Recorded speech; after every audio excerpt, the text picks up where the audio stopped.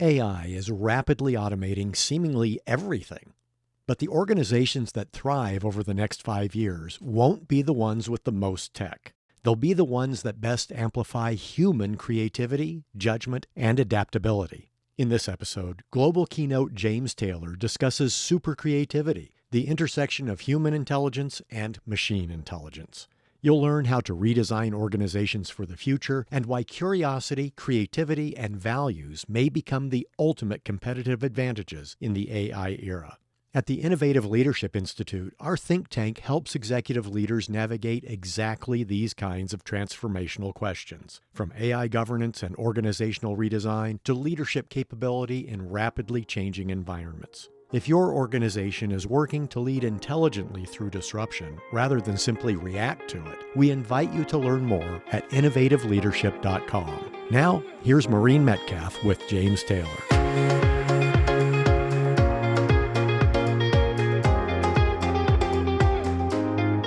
Welcome to Innovating Leadership, Co-Creating Our Future. I'm your host, Maureen Metcalf, the founder and CEO of the Innovative Leadership Institute. This podcast explores how leaders build the capacity required to navigate complexity and deliver results.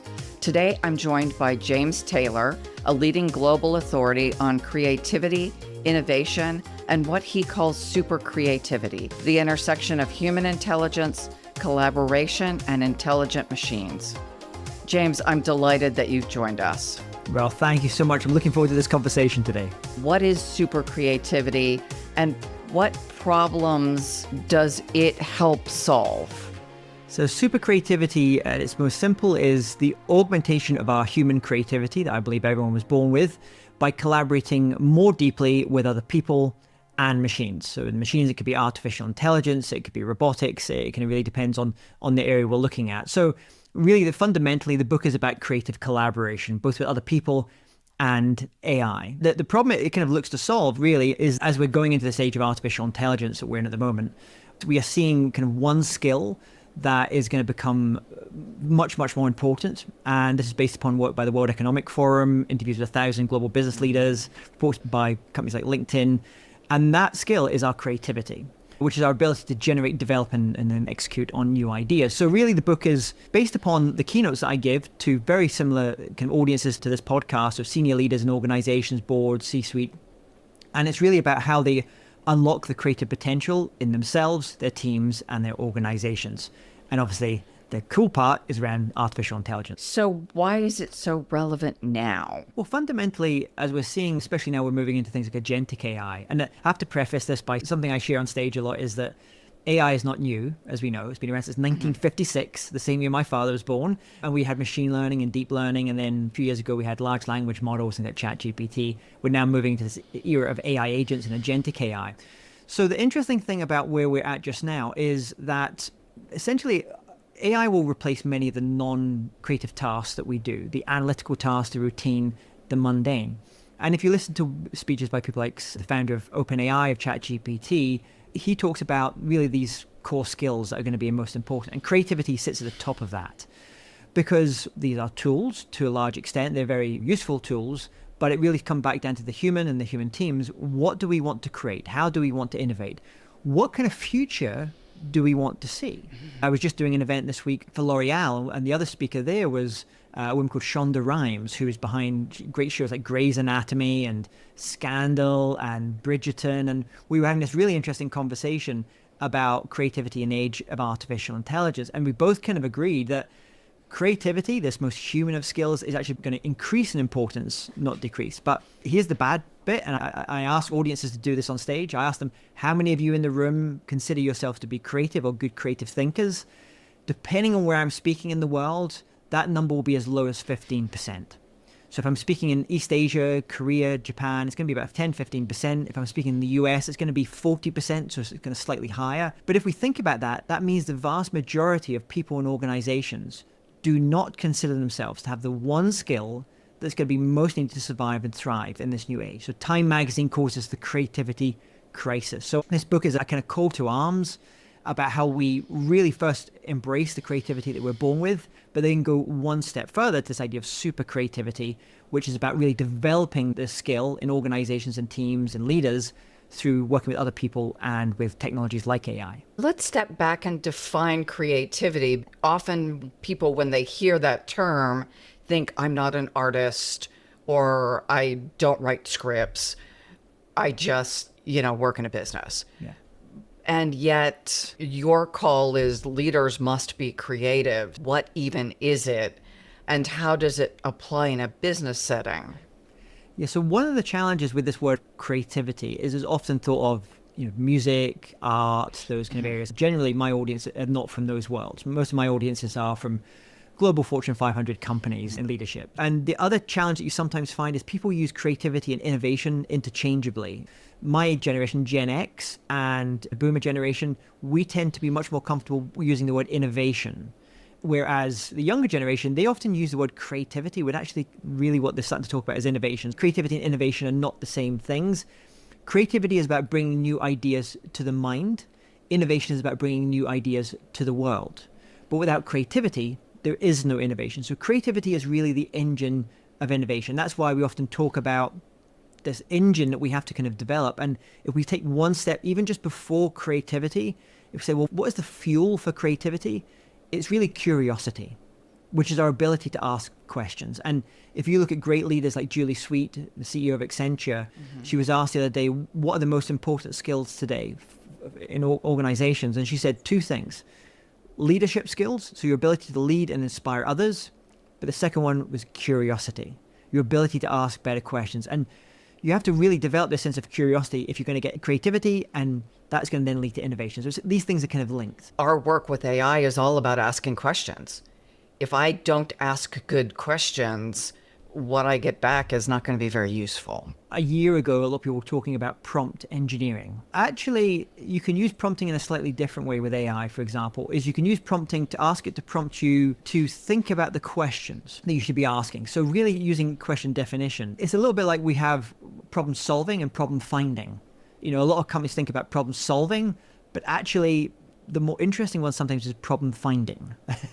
And using AI to help develop your curiosity and your ability to ask better questions is very useful, because one of the things, and I talk about this in the book, is this idea of imaginary masterminds, where our brain is amazing, but it's always looking for ways to save energy. And one of the ways it does this is through cognitive biases. So we say, I've seen a problem like this before, therefore the answer must be this. And sometimes it's right, sometimes it's wrong. And so as humans, we have to figure out how to deal with the cognitive biases, authority bias, confirmation bias, all these 50 different biases that we tend to have. And usually what leaders do is they have people around them who think differently from them, who challenge their thinking. In the book, I talk about creative peers, like Warren Buffett and Charlie Munger, for example. They think differently and they challenge each other's thinking. So one of the ways that we can actually use AI is if we don't have people around us who think very differently to us, we can use it almost as ways to help us dig into our cognitive biases and find our weak spots and almost stress test our ideas. So that's using AI in a slightly different way than just using it like Google to come up with answers. Realizing in the moment, oh yeah, I can now solve this, where I didn't have the capacity or my team may not have had the capacity previously. Yeah, so one of the things I like to do, I talk about this in the book, is this idea of building a virtual or an imaginary mastermind. Choose those 5 or 6 individuals, living or dead, real or imaginary, and say, okay, these are the 5 or 6 individuals, and they may come from different perspectives, different industries, they may be business people, they may not be business people. And then here's the proposal, here's the idea, here's the concept. What are the questions I should be thinking about here? So if one of my 5 or 6 was Satya Nadella, Satya would come and say, hey, you haven't really thought about this thing. Or maybe if it was Maya Angelou or Warren Buffett, name the person. The important point that it's doing here is it's not coming up with the answers. What it's doing is it's helping you triangulate around that and start to think. And if you want to go one level even deeper than this, one of the issues is that if you're only using one particular tool, let's say you use Claude all the time from Anthropic, and you don't use ChatGPT and you don't use Gemini, each of those tools speak in a slightly different way. So the first thing I often say is, in the settings of any of them, go in, because most of them have been trained by people that look like me, from California, and it has a certain kind of tone. It can be quite sycophantic. it can come back, James, that's amazing. What an incredible idea. I was saying to the audience this week in New York, I said, you can change it. Have it speak to you like a New York cab driver. Challenge you, be direct, to the point, no fluff. But if you want to go one step further than this, there are now a number of tools coming along, and what they're allowing you to do is here is my idea, here's my concept, and essentially it will put it out to 20 different AI agents, and then what they'll do is each of them will come up with their own thoughts, and then they will get together and have a little conversation between the AIs, and then come back to you with their best judgment or their best questions or their probabilities of certain things going in one direction. So that's just another way you can just kind of push things even a little bit further. Does that exist now? Mm-hmm. Yeah, there's a tool just now. If you go into GitHub, and I've forgotten the name of it, it's something fish. It's like one of the number one things that people are downloading just now. There'll be lots of these kind of coming along now. It's just a useful thing. It's like what we do all the time. If you take soundings from something, you're probably going to ask 3 or 4 different people with different backgrounds. Like, hey, what do you think of this? How would you approach this idea? What am I not seeing?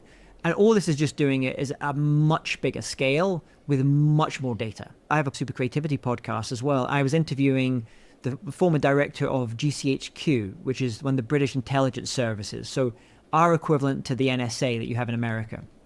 And we were talking about this, about data. And he said that one of the problems about even these amazing large language models is the information that they're trained on is only 0.03% of all available information out there. The vast majority of information is held on private servers and private information behind paywalls, behind firewalls, behind different things that a company owns. So I was just doing an event the other day. I was doing a panel with someone from Volkswagen in Germany. And, I think about the amount of knowledge that organization has, industrial knowledge, intellectual property, just like incredible data. And that isn't necessarily being sourced by any of these large language models. So it's how you can combine those things and then also bring in the people side as well. To the extent that companies train their models, I only then get access to my company's trained model, not Volkswagen or L'Oreal or competent boards. Yeah. And yet being able to pull from my own is also very helpful. A lot of companies would invite me to come and speak at their conferences, and they would say, talk about the bright, shiny thing, whatever the latest thing was. But as soon as you really get into any depth, you suddenly have to talk about data and you have to talk about governance. Most don't want to talk about that on larger stages. With the amazing opportunities that come from artificial intelligence, also come risks. And unless we think quite deeply about the risks that come with it and how you mitigate risk and how you quantify those different risks, then we could be in a pretty dangerous place. Some of that groundwork often hasn't been done. And then you get into the dangers of using like shadow AI, and people are using different tools and public data, information is becoming publicly available, and that's definitely where we don't want to go. We wrote a book a couple of years ago on leadership in the age of AI and the 10 mindsets required. Creativity is one of them, and also risk management, and then systems thinking. So what systems do I put in place to ensure we mitigate risks? You need those guardrails, but then kind of coming to the culture piece. The thing I notice most often in organizations that do this idea of super creativity well, what they tend to have in common is a sense of psychological safety. Simply this shared belief that you won't be punished or humiliated for speaking up with ideas, concerns, or mistakes. So going back to the risk piece as well, have you created a culture in the organization where people can not get sucked completely into the kind of tech bro thing, but they can also raise their hand and say, I see a risk here, I see a danger here. How do we think about this? How do we mitigate this? And so that's just having that openness. What is the thing that often links creativity in different places and people? It is actually this word openness, this value of openness. You see it time and time again. And sometimes it shows up in the sense of curiosity, but sometimes it also shows up in the ability to challenge ideas, challenge ways of working, to critique, to really think deeply as well. So these are all just different forms of openness. What do you do culturally to build openness? 80% of AI initiatives and organizations fail to deliver value for the organization. And everyone is kind of thinking about this just now. The huge investments going into AI. It's only just starting to show up in the productivity numbers, but there's also a large amount of churn. And I think what we're seeing is we're seeing a lot of pilot purgatory, as I call it. Lots of things getting stuck in pilots. And that's fine. People are just kind of figuring it out. But now we really, really need to start delivering value. And when they dig into this, what they find is that only 20% of it is because of the technology itself. 80% is the people, the playbooks, the processes that are being run. So we have to spend a little bit more time thinking about that. So a perfect example of that, how you think about the 80% piece in why AI is not being deployed well and not delivering value, is something like the competency penalty.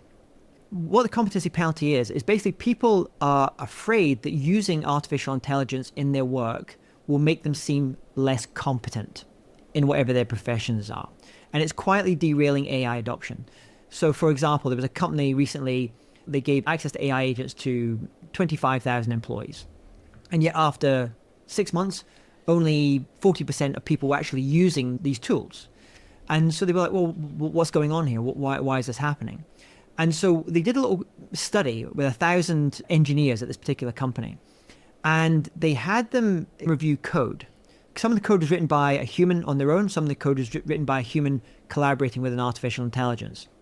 And what they found is that when someone thought a piece of code was written with the help of an AI, they judged that person's work to be 9% lower than if it had been written by the human on their own.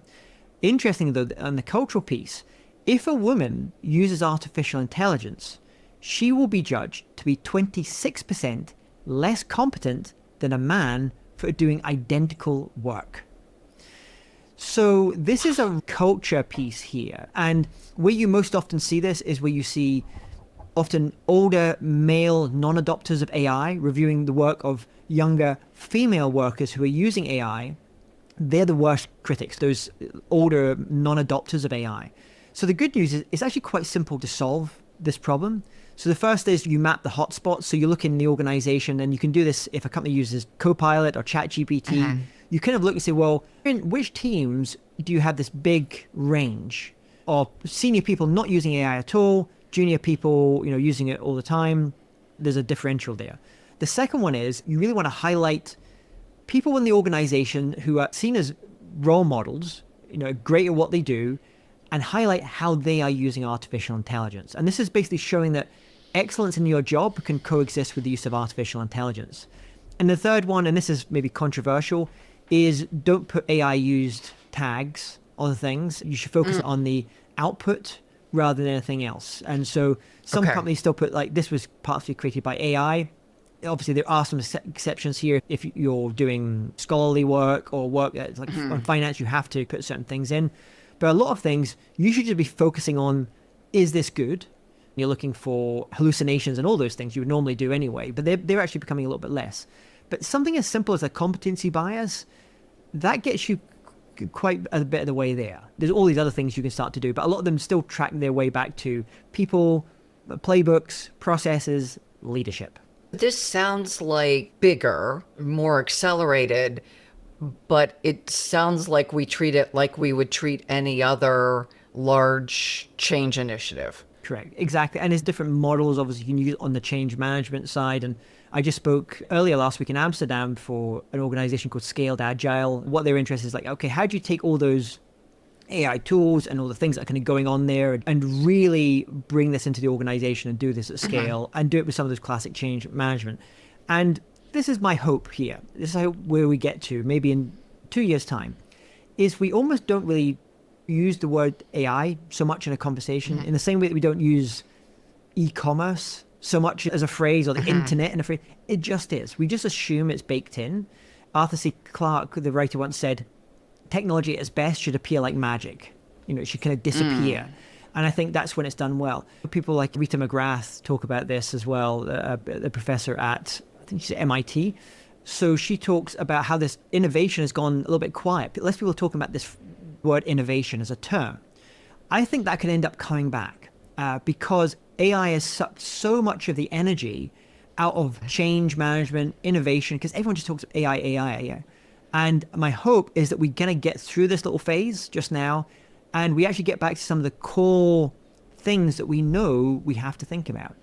How to manage change, how to lead people through periods of change, how to ensure that innovation and resources are being deployed in the best way that provides value to the shareholders, stakeholders in the organization. How do I continue to deliver value as a human leader?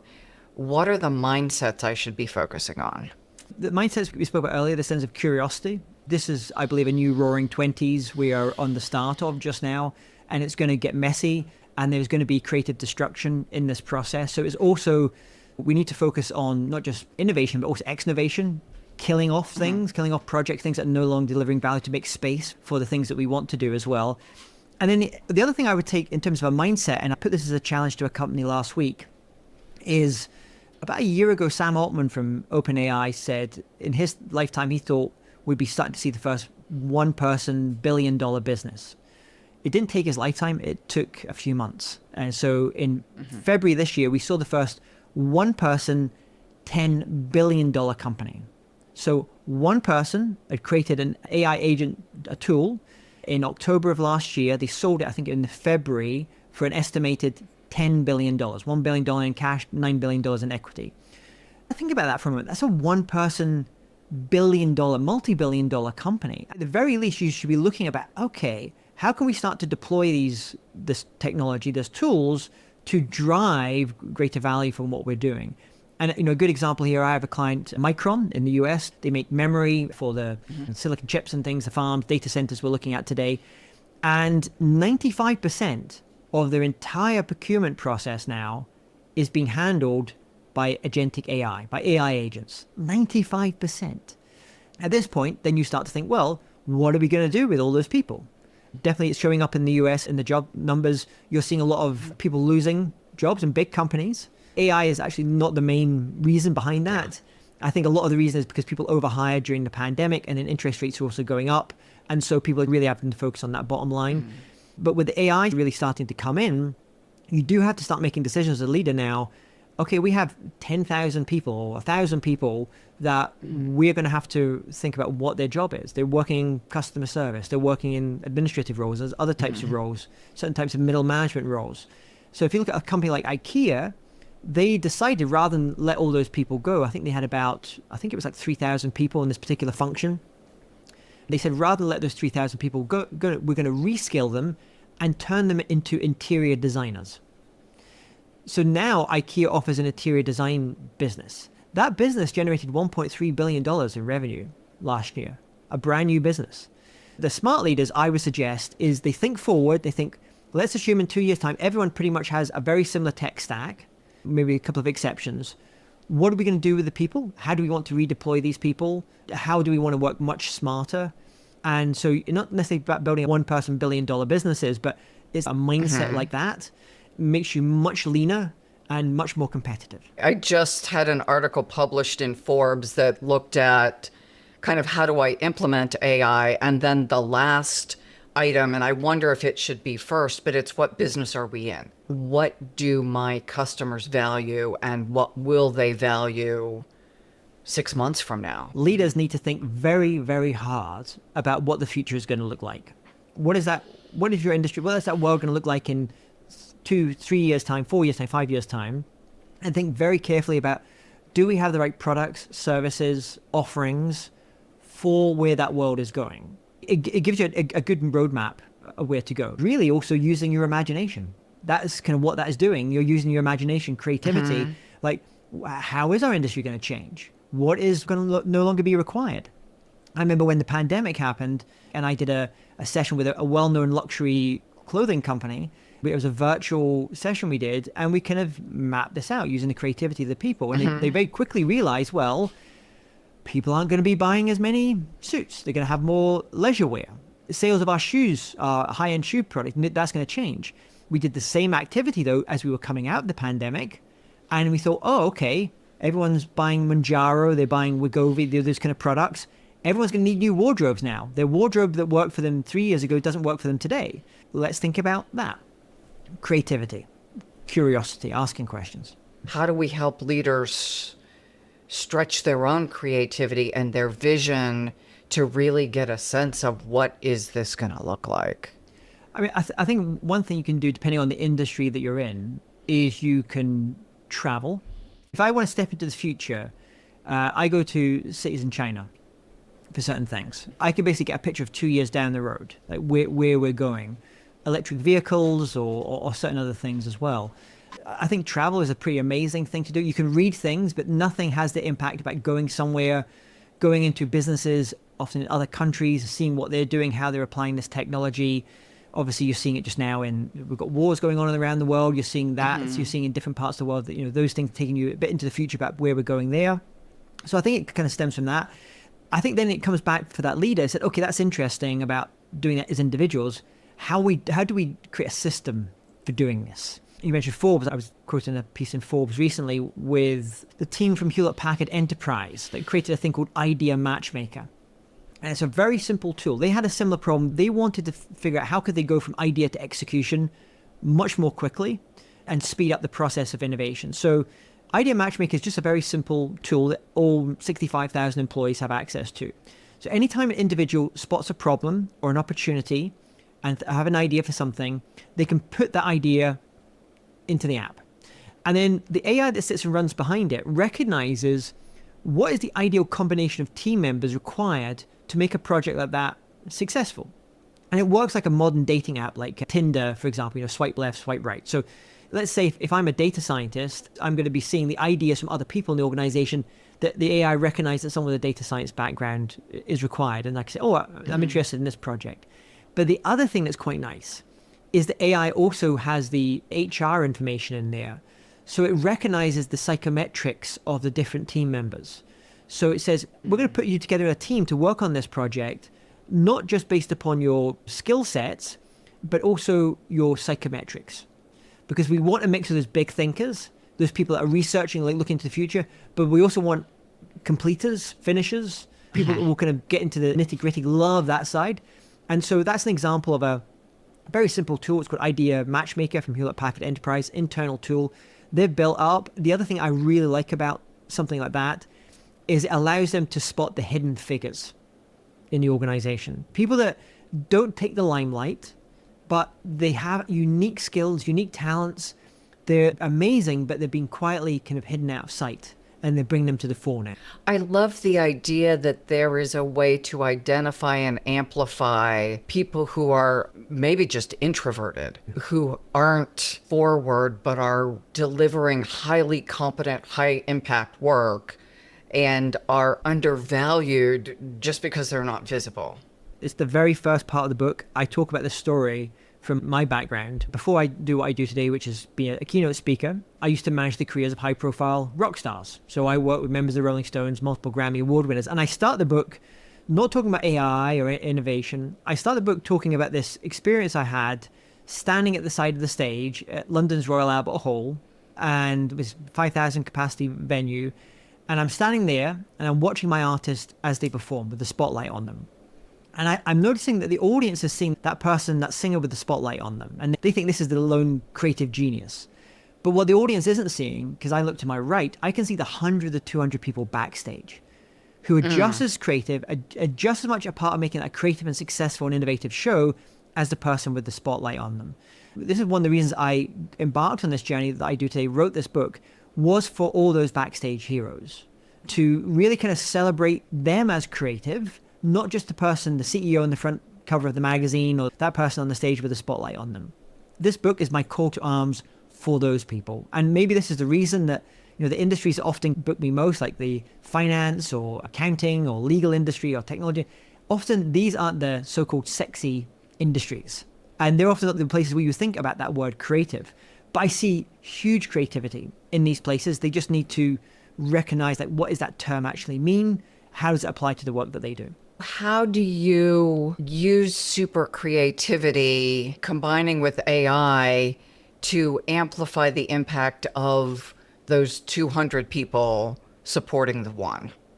Yeah, so I talk about the two ways we often use it, like centaurs or cyborgs is one way. So centaur is simply an individual who is intertwining everything that they do with AI, constantly refining and molding its responses. It's like a guitarist that has a guitar. The guitar becomes part of them. So in this case, AI it's just part of who they are. So that's the kind of cyborg way of doing things. A centaur, usually a more senior manager, is someone that looks at a project or a piece of work and has the understanding and the skill to be able to say, these are the things, these are the tasks that the AIs are going to do, the agents are going to do, and these are the tasks that myself and my human team will do. Whether you decide to be a cyborg or centaur and your work doesn't really matter, but that's just, first of all, it's kind of going in with that approach. They're going in with this idea of augmenting the work you do with AI. And that's going to take different forms in different industries. I talked to some of the managing partners at law firms. It's completely changing the way that they work. And actually for them, their role as that trusted advisor actually becomes more important because the AI is doing a lot of the grunt work. It gets rid of a lot of that work for them as well. Now, here's the thing, and I don't know the answer to this. I'd be fascinated to know your audience and your listeners' thoughts on this. How do we think the shape of an organization will change because of this? So at the moment, most organizations are like triangle shapes with like small number of people at the top, a lot of people at the bottom. Many people think that what's going to happen is this will shift and it can be an inverted triangle, maybe a lot of people at the top now, less people needed for more junior positions. AI is going to do that. There's another thought which says actually it's going to be more like a diamond shape. Fewer people at the top, few people at the bottom, but we need lots of almost like middle management. And that kind of goes against what we've been doing probably for the last 30 years in management and leadership, where we've been getting rid of those middle levels. That connective tissue may actually become more important. But then when I look at a lot of companies, they really think about how do we redeploy some of these people? Yes, some organizations will just go straight for the lever that says, mass redundancies. But a lot of them are saying, well, how do we upskill and reskill these people? How do we take the people with us on this journey? How do we ensure that the people aren't fearful of this, but they're excited about this? And if you look at countries like Singapore, they're leaning in to this. It's no surprise that Singapore has probably one of the best AI governance frameworks that's getting adopted by lots of other countries now, because they've really asked the deep questions about recognizing our most important asset are our people. How do we use AI to augment them, not necessarily just to replace them? What one question should leaders ask their teams about innovation this quarter? Sometimes I'll pose this in workshops with audience, and it's very just quick. It's just to essentially say, if we were to create our own competitor, how would that competitor do it? Most companies, you don't have the luxury of doing because you've got existing tech stacks and existing systems and everything. But just going through that process makes you often realize, actually, this is the gold that we have in this company we're not making the best use of. Or maybe we have these layers that we can strip out or do things much better. So if you were to create your competitor tomorrow, you actually build up a second business, it's going to be your competitor, it's actually going to replace your entire business and going to take your business from you, how would that work? So next question, one capability to strengthen before scaling AI. Values. Okay. What are your values as an organization? If I was to go around everyone in that team and say, what is the values that this organization is based around? What do we care about? It shocks me how few that they actually know their organization's values or their company's values. I think if you get those really strong, then it removes a lot of things, because you can go back, if we're thinking about launching this new AI product or using AI in this kind of way, you go back to your values and you say, how does this align with our values? Clarify values. And then I'm going to extend that to say, and ensure that your systems reflect those values. Correct. And your people know those values right across the organization. There's some companies I go into and they are living their values. And other organizations I go, I could be anywhere. There's nothing that makes this distinct as an organization. I don't feel anything in this organization. And so yeah, values. Is there any closing thought that you want leaders to have top of mind about Supercreativity? Go into it a little bit from a sense of play. I know I said play and business often don't go together, but a very simple thing you can do is to create 3 lists, 3 columns, and in that first list, simply say, what are the things I do which I don't enjoy doing, I'm not very good at doing, not the best use of my time?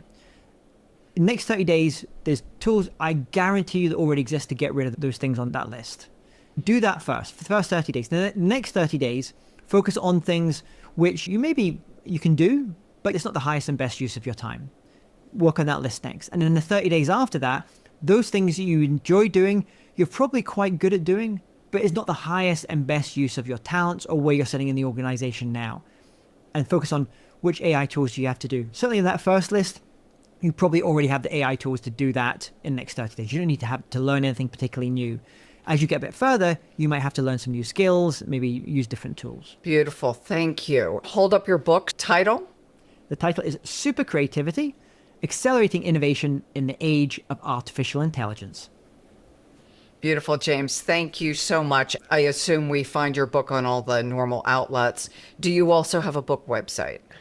Yes, if you go to jamestaylor.me/supercreativity, you can go and find that. But actually, I would ask if people want to get a copy of the book, go to your local independent bookstore, wherever you are in the world, and go and buy it from your local independent bookstore and support them, because leaders are readers, and we want more readers, and we want more writers in the future as well. Thank you so much for joining us.